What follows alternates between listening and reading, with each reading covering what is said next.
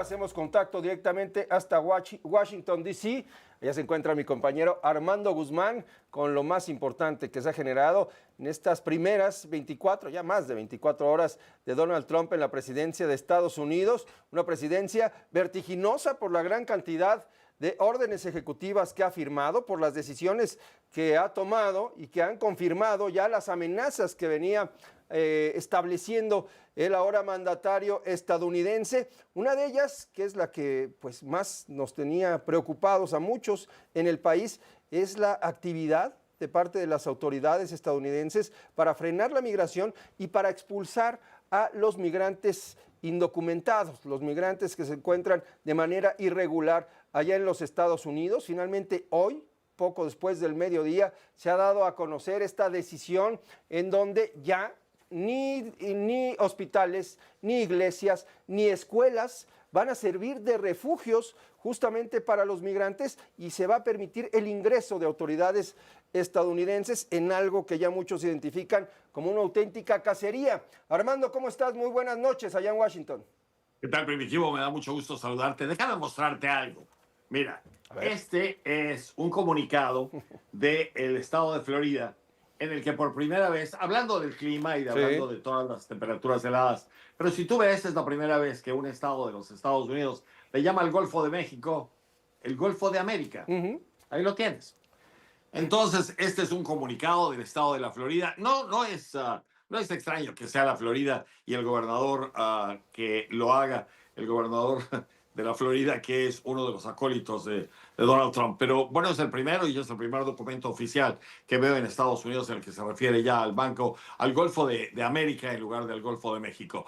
Como decía esta mañana la presidenta de México, cada quien le puede llamar como le dé la gana dentro de los límites de su propio país, y ahí está el primero con el estado de Florida. Ahora sí, perdóname y perdón por el desvío, pero déjame contarte que lo que ocurre es que mucha gente no enviaba a sus niños a la escuela, gente con situación irregular de inmigración.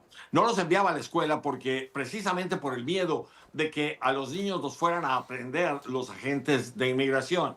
Esto está cambiando. Hay un memorándum del 2011 en el que le dieron órdenes a las policías de inmigración de ejercer el máximo criterio posible y de no molestar a la gente ni en escuelas ni en hospitales, porque había la queja de que había mucha gente que tenía situación irregular y que se estaban muriendo y no iban al hospital por temor a que en el hospital los sorprendieran y los llevaran a inmigración o los denunciaran a inmigración. Entonces, todo este tipo de cosas se quitó para que la gente pudiera estar ahí. Y en las iglesias, porque mucha gente, y hubo un caso o dos muy renombrados, que en la ciudad de Chicago gente fue a refugiarse a una iglesia y de ahí no lo pudieron sacar las autoridades de inmigración. Esto lo están levantando, la Casa Blanca lo acaba de quitar y entonces ahora no solamente pueden entrar los agentes, sino que hay una modalidad más. Antes, si tú y yo estábamos en un mismo lugar y había una orden de deportación contra mí, pero no una contra ti, y tú también estabas sin documentos de inmigración en Estados Unidos, bueno, la gente no te tocaba precisamente porque nada tenían que ver contigo. Ahora la cuestión cambió. Y entonces no solamente me llevarían a mí con la orden de deportación, sino que al checar contigo a ver si tienes documentos, al no tenerlos, te llevarían a ti también. Entonces esos dos son cambios importantes porque eso afecta a mucha gente. Y yo estuve presente en el caso en el que a dos hermanos los fueron a aprender, había un tercer hermano que estaba en situación irregular y la abuela y a ninguno los quisieron tocar. Y a pesar de eso, la Dirección de Inmigración dijo hoy que iban a utilizar el mayor criterio posible. Pero tú has pedido que algún policía de inmigración ejerza su criterio. Bueno, exactamente eso es lo que ocurre. Entonces, eso es parte de lo que está pasando. La otra que es muy importante también es que te dije yo ayer que muchas de las cuestiones estas de inmigración y de las órdenes ejecutivas que el presidente Donald Trump estaba dando iban a ser llevadas a corte. Bueno, hoy 22 estados, con el estado de Illinois a la cabeza, son 22 estados demócratas con gobiernos demócratas, llevaron eso a las cortes de justicia porque quieren que ahí sean las Cortes de Justicia las que le digan a Donald Trump que él no puede obligar a que algo ocurra cuando la Constitución registra algo distinto. Él no puede, no tiene autoridad para hacerlo. Y entonces quieren demostrarlo. Pero sorpresivamente la Casa Blanca lo que quiere es eso. Lo que quiere es una pelea en las Cortes y llevar todo esto a la Corte Suprema para que la Corte Suprema, en donde hay 3 nuevos jueces y 3 antiguos, que son todos acólitos de Donald Trump, que entonces ellos se pongan a favor del presidente y fallen en su favor.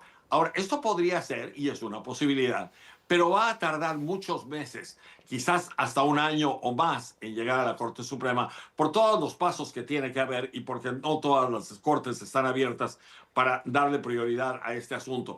Mientras, la cuestión es si esto se queda en el aire, que eso es precisamente lo que buscan, que uno de los jueces federales de distrito ponga un alto a todo esto y le ponga un alto hasta que se decida y llegue a la Corte Suprema y ahí hay una decisión final. Vamos a ver si eso pasa. Y mientras las cuestiones continúan avanzando. Algo que te debo adelantar es que las redadas no van a ser en realidad redadas, sino que van a ser las aprehensiones de la gente que ya tienen órdenes de deportación en las condiciones en las que te acabo de contar. Ahora, una de las cuestiones que sí es importante señalar es que va a haber muchas de estas aprehensiones para demostrar que el gobierno federal está haciendo algo. Tú te das cuenta, y lo hemos platicado, Primitivo, que mucho de esto es Donald Trump tratando de decirle a la gente, yo solito puedo arreglar todo esto. Y entonces él está tratando de demostrarlo. Eso le sube los bonos con la gente que lo sigue, con la gente que simpatiza con él. Y entonces por eso lo está haciendo. Entonces habrá mucha gente que estará muy enojada porque estamos hablando del presidente Donald Trump y creen que el presidente Donald Trump puede cambiar muchas de las cosas. La verdad es que sí puede cambiar mucho, pero hay mucho que va a tener que supervisarse y supeditarse a las Cortes de Justicia y no hay realmente autoridad que pueda sobrepasar esa situación. Eso es lo que está pasando hasta hoy y esas son las últimas novedades que tengo acerca de la cuestión de inmigración. Y mientras, Sí. lo otro, además, Ajá. es en cuanto a qué es lo que va a pasar con los aranceles y con la tarifa esta de 25% para los aranceles mexicanos, canadienses, y habrá otros países que llevarán un 10% de aranceles y 60% los chinos. Esto es de aquí al 1 de febrero. Y lo que me dicen en la Casa Blanca es que el presidente está esperando para ver si hay más cooperación por parte de México y de Canadá en la cuestión de combate al narcotráfico y a las drogas. Si lo hay, entonces podría haber un espacio para negociación, pero hasta ahora esa negociación no hay Es, visos de que esté es que ocurriendo. Y ese es si lo un... están haciendo, podría ser que pudieran llegar a algún acuerdo. Pero hasta hoy y hasta donde yo sé, por parte del gobierno de Estados Unidos, no hay ningún viso de A negociación. ver, ese es un tema muy importante, Armando. Primero, no hay visos de negociación porque todavía no se establecen, por parte del lado mexicano, los primeros encuentros bilaterales oficiales, ¿no? Desde la llegada de Donald Trump, que fue apenas ayer. Pero, ¿qué puede haber en esta negociación? ¿Cuáles son las muestras que puede dar un país de México para fortalecer el combate al narcotráfico? ¿Qué tendría que hacer México para responder con hechos a estas demandas de Donald Trump? Te voy a decir, no sé en realidad qué es lo que el Departamento de Estado, qué es lo que el Departamento de Seguridad Nacional, qué es lo que la presidencia pusieran como condiciones para todo esto. Lo que Estados Unidos ha manifestado y el mismo presidente lo ha hecho es, por ejemplo, si hay una mayor cooperación de parte de México hacia la captura de personajes y de capos de la droga, de comandantes de los carteles, si hay un combate fehaciente y demostrable en contra de los carteles mexicanos de la droga, si hay más aprehensiones, si hay más captura de droga.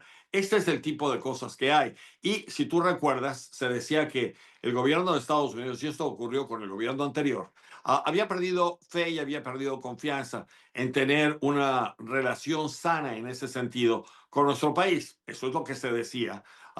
El presidente Biden nunca lo confirmó, pero se decía que no había esa confianza y que esa confianza se había perdido después de que le habían puesto muchos impedimentos a la DEA para que hiciera su trabajo dentro de nuestro país. Entonces, si eso llegara a afectarse, México tendría que responder y tendría que establecer las reglas de lo que quiere hacer y de cómo nuestro país quiere relacionarse con Estados Unidos y hasta dónde está dispuesto a que Estados Unidos también, entre otras cosas, dé resultados importantes en cuanto a la venta de armas, en cuanto a la venta de equipo. Porque te voy a decir una cosa, esta emisión de de castigar o de demostrar que son organizaciones terroristas los carteles, lo que a Estados Unidos le da es una gran habilidad legal para ir detrás de aquellos que le venden a los carteles aviones, lanchas, vehículos de todo tipo, camionetas, camiones, llantas, rifles, ametralladoras, todo lo que necesitan. ¿En dónde lo consiguen? Y sí es cierto que lo que se dice es, bueno, es que Estados Unidos se los vende. Bueno, no es el gobierno de Estados Unidos, no es nadie más en Estados Unidos, no es de la Asociación Nacional del Rifle, como alguien me puso en Twitter. No, no son esos, son comerciantes específicos. ¿En dónde están? ¿Quiénes son? ¿Quiénes le lavan el dinero a los carteles? ¿Quiénes les ayudan a esconderlo? ¿Quiénes financian una serie de movimientos de dinero para que eso aparezca en diferentes lugares y se vaya limpiando en construcciones, en muchos negocios que aparentemente son legítimos y que en realidad son dinero del cartel o de los carteles? Ese tipo de cosas es lo que Estados Unidos puede hacer ahora y lo que nuestro país puede negociar con ellos a hacerlo y a que Estados Unidos demuestre que en realidad lo esté haciendo. Pues vamos a esperar, vamos a estar muy atentos a estos primeros contactos y a conocer estas bases de negociación que todavía son muy abstractas. Armando, muchas gracias por tomarnos este enlace. Estaremos en contacto, si tú nos permites, el día de mañana y todo el tiempo que sea necesario, porque esto, repito, es vertiginosa la forma en que está actuando Donald Trump. Todos los días cambian las cosas. Aquí estaremos, Primitivo, con mucho gusto. Un abrazo. Gracias, buenas noches.